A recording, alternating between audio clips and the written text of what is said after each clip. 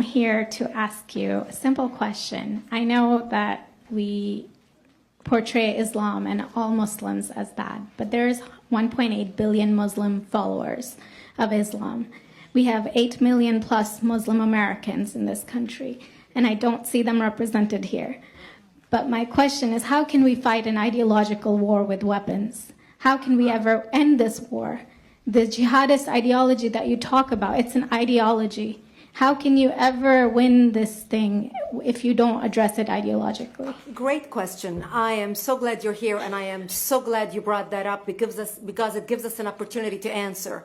What I find so amazing is since the beginning of this panel, which we are here about Benghazi attack against our people, not one person mentioned Muslims. We are here against Islam, or we're launching war against Muslims. We are here to discuss how 4 Americans died and what our government is doing. We were not here to bash Muslims. You were the one who brought up the issue about most Muslims, not us. And since you brought it up, allow me to elaborate with my answer. There are 1.2 billion Muslims in the world today. Of course, not all of them are radicals. The majority of them are peaceful people. The radicals are estimated to be between 15 to 25%, according to all intelligence services around the world. That leaves 75% of them peaceful people. But when you look at 15 to 25% of the world Muslim population, you're looking at 180 million to 300 million people dedicated to the destruction of Western civilization. That is as big of the United States. So why should we worry about the radicals, 15 to 25%? Because it is the radicals that kill. Because it is the radicals that behead and massacre. When you look throughout history, when you look at all the lessons of history, most Germans were peaceful. Yet the Nazis drove the agenda. And as a result, 60 million people died.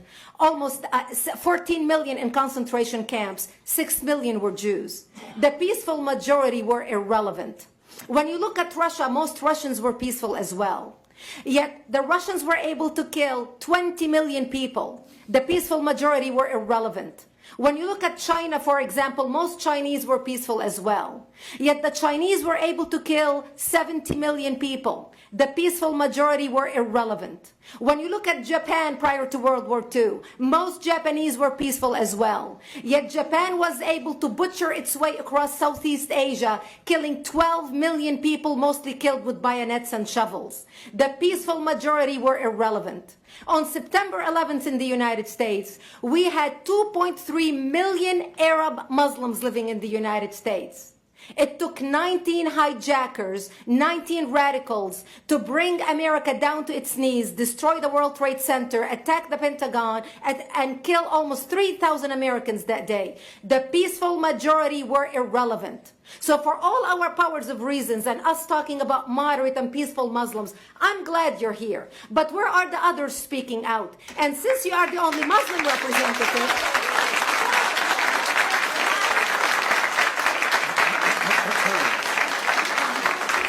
applause till the end.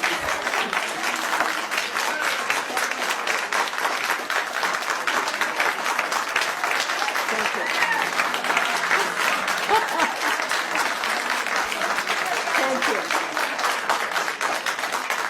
And since you're the only Muslim representative in here, you took the limelight instead of speaking about why our government, and I assume, are you an American?